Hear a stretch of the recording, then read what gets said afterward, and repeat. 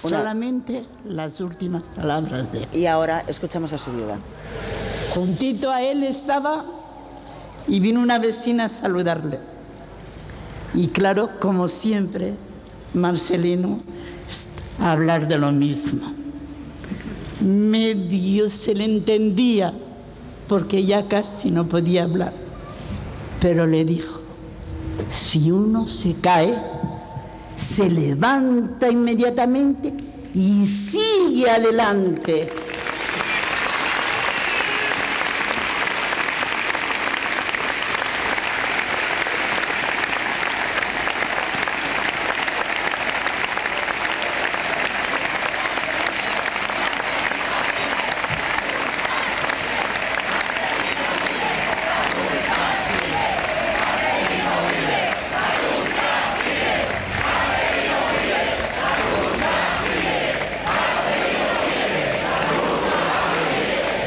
Casi no se entendía lo que decía. Sí, se te ha entendido perfecto. A él hablando.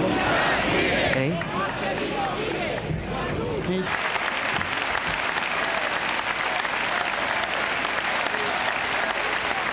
Eran las palabras de Almudena Grandes. Escuchamos ahora a Marcel Camacho, el hijo de Marcelino Camacho. Compañeros y compañeras, queremos daros las gracias por acompañarnos en esta despedida a Marcelino. Estas palabras son de esta familia nacida de la lucha contra la dictadura. Estuvimos con él siempre, codo con codo, como tantos compañeros y compañeras. Os contaré algo de su infancia. Él recogió un pájaro caído de un nido y lo crió, pero no lo tuvo enjaulado. Siempre estuvo libre en la casa y en el campo. Varias veces al día le llamaba silbando y el gorrión venía desde los árboles a comer en su mano. Aún así, un día el pajarillo escogió su libertad. Por esa libertad, Marcelino cortó las vías del tren, impidiendo así que los trenes que llevaban las tropas golpistas de Franco avanzaran sin obstáculo.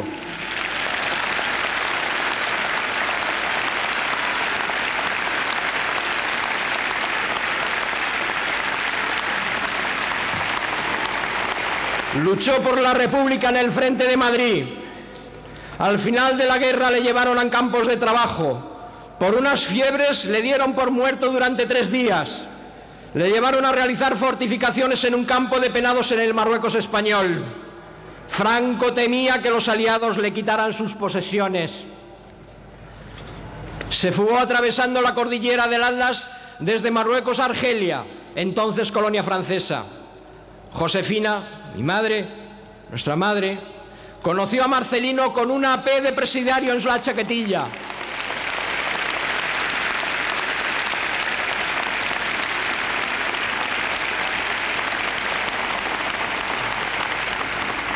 Se unieron 2 militantes de la lucha obrera. No se quedaron en el exilio, volvimos a España porque allí estaba la lucha. Aquí había que cambiar la historia de un país que vivía bajo la represión y el miedo.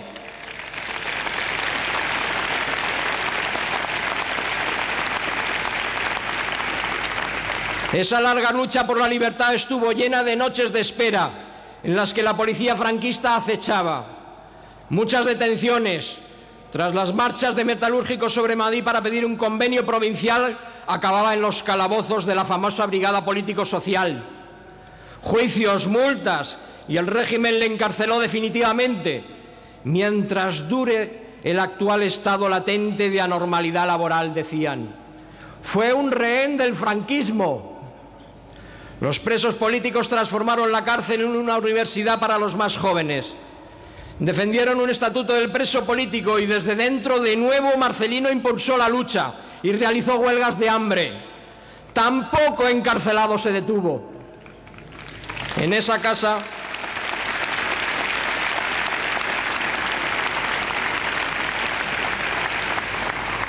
Josefina se levantaba a las 4 de la mañana para preparar grandes ollas de comida para dar de comer a los presos. Largas horas de espera durante años en las puertas de las cárceles, con la dignidad de ser la esposa de un preso político.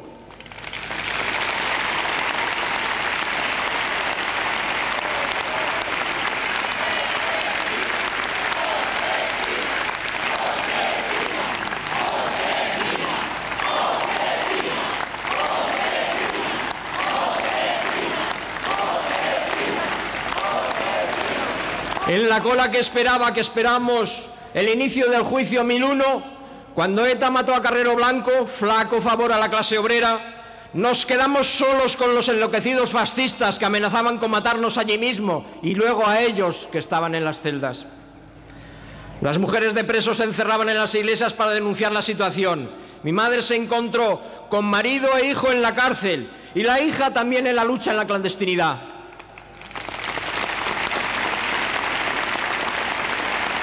Pero ¿sabéis lo que hacía Marcelino entonces?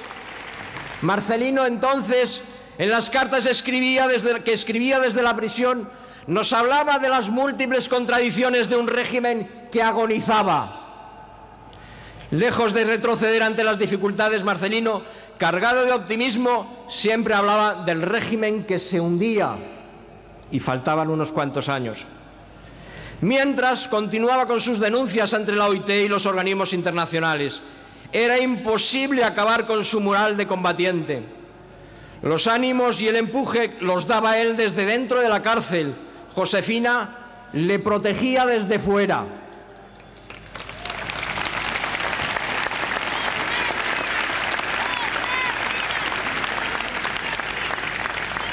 Franco murió en la cama, pero Marcelino y su lucha con todos los compañeros hizo imposible el franquismo después de Franco, con el que soñaba la derecha de los años de la pretransición.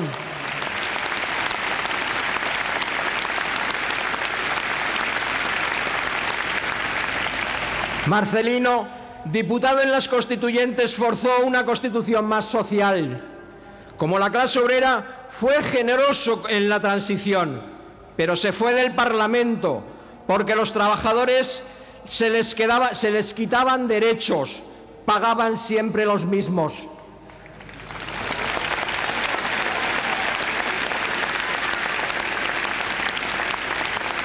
Comisiones fue la organización más potente de la transición. Años de actividad incesante para construir una organización sindical como Comisiones Obreras. Eso fue posible porque su capacidad de integración de las diferencias era equivalente a la firmeza de sus ideas. El sindicato debía ser plural e independiente de cualquier partido, pero también sociopolítico, es decir, con un ideario que defendiera un sistema en que no cabe la explotación del hombre por el hombre.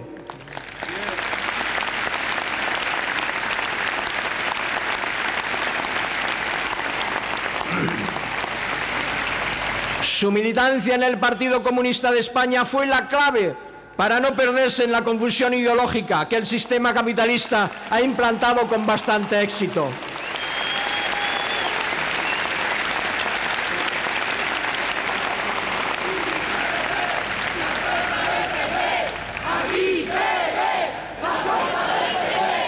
Aquí se ve la fuerza del PC.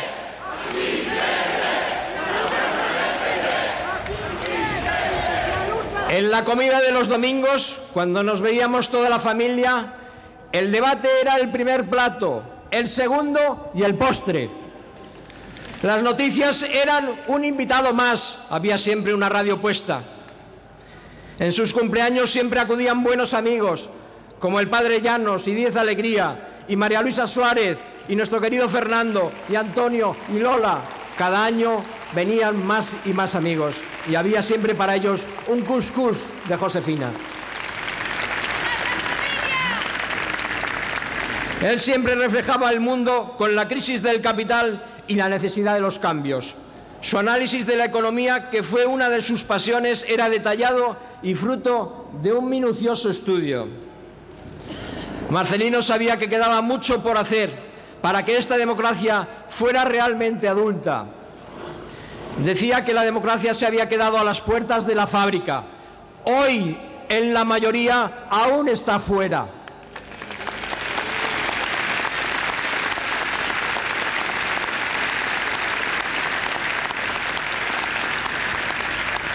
Ahora, en los últimos tiempos, en los últimos días, cuando ya sus palabras salían contadas, debía escogerlas bien. Y decía: libertad, justicia social, paz, pero siempre igualdad.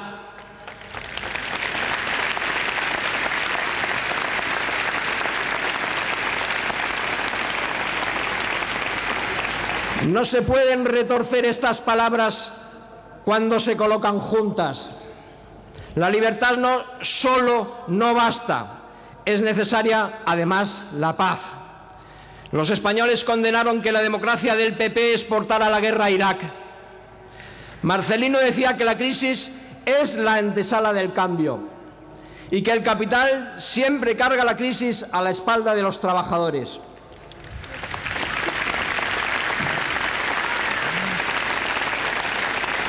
También nos hablaba desde hace muchos años de China como país emergente.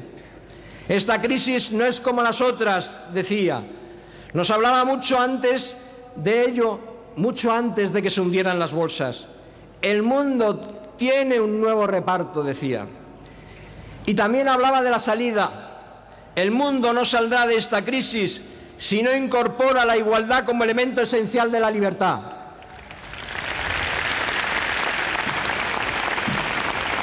Y la paz como parte indisoluble de la democracia. Eso nos decía Marcelino cuando decía libertad, justicia social, paz, pero siempre igualdad. Esta larga lucha de Marcelino no hubiera sido posible sin otra luchadora a su lado, que se encargó de toda la familia en los años de cárcel y que le cuidó con mimo cuando la enfermedad se presentó. Nosotros conocemos bien la resistencia de Josefina ante la dificultad. Nunca la hemos visto desesperarse ni quejarse cuando las dificultades superaban lo humano.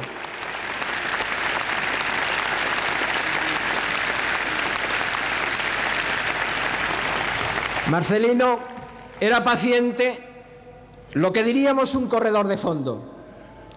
En estos últimos días, a los que pasaron a verle les repetía, seguro que para animarles a todos en esta larga lucha, compañeras, decía, compañeras y compañeros, siempre adelante, siempre a la izquierda.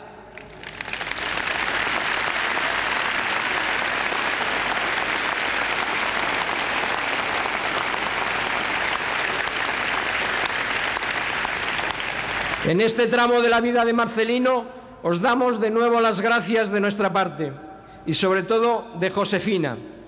Como siempre, su casa está abierta y os esperará allí un café y una magdalena.